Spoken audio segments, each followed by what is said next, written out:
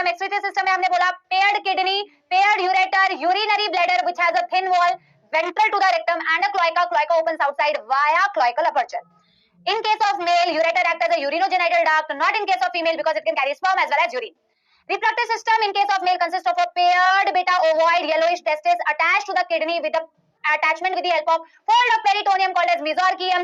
Kidney में testis में बनता है स्पर्म, स्पर्म कैरी होता है टेस्टिस से वासा फ्रेंशिया 10 से 12, वासा फ्रेंशिया कनेक्टेड होता है बिडर्स कैनाल, यानी कि टेस्टिस और किडनी के बीच में फंक्शनल कनेक्शन होता है।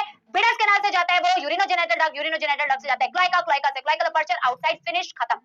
बात करते हैं फीमेल रिप्रोडक्टिव सिस्टम की। ओवरी का कोई फंक्शनल कनेक्शन नहीं होता है बेटा टेस्टिस के साथ में। ओवरी में बनता है बेटा एग, ओवा, और वो कैरी होता है ओवी डक्ट से अलग से, उसको यूरेटर से कोई लेना देना नहीं है।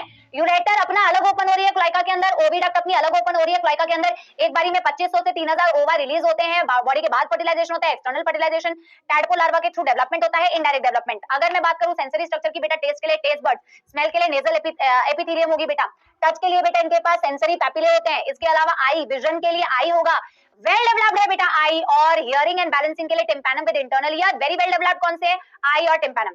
बात करते हैं नर्वस सिस्टम की, तो central nervous system, peripheral nervous system, autonomic nervous system, sympathetic autonomic nervous system and बेटा somatic nervous system. Autonomic nervous system, sympathetic and parasympathetic nervous system. एक चीज भूल गई हूं लिखवाना, क्रेनियल नर्व्स लिखवा दूंगी अभी मैं।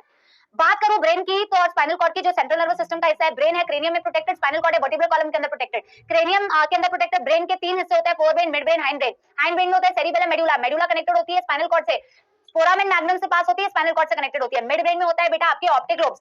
फोर ब्रेन की बात करूं तो आपके ऑल्फैक्टरी लोब्स होते हैं, अनपेयर्ड डायनसेफेलॉन होता है, और पेयर्ड सेरिब्रल हेमिस्फीयर्स होते हैं। मैं एक चीज और लिखवा देती हूं, बाकी क्विक रिवीजन हो गई है जल्दी से बेटा, जल्दी से एवरीवन।